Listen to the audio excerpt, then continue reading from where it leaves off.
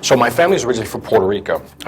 When my parents came from Puerto Rico, didn't know any English, and they had what I call black-collar jobs, because the jobs were so dirty. They worked in these factories. There were 7 of us, and so my mother became disabled, just a back injury, and so she couldn't work any longer. So my father had to work, and he was only at the time making I think it was like $17,000 a year. So we lived on public assistance, with the food stamps, the government cheese, the powdered milk, public assistance. I get that.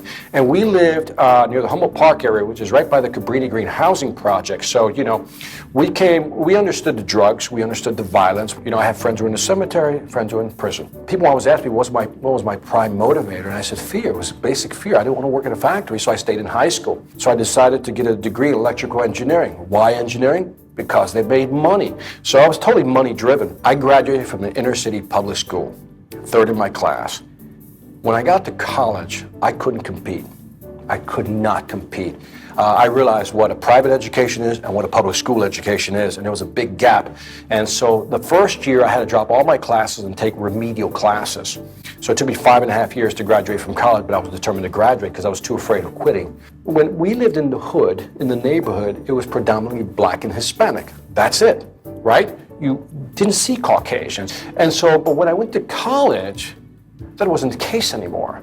Now, obviously, Caucasians, whites, but you also have, Middle Easterns, you have Latin Americans, because not all Hispanics are created equal. So now this was truly a melting pot for me, and that was the beginning of what I call culture shock, because now I was out of my comfort zone, and I had to deal with all these different types of people. And what I realized after a while, they have the same problems I do. That was the beginning of the transformation, because college to me was so pivotal.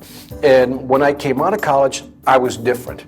I remember going to a family reunion, and one of my cousins came up to me and says, I listened to you. And he said this, he goes, you sound white.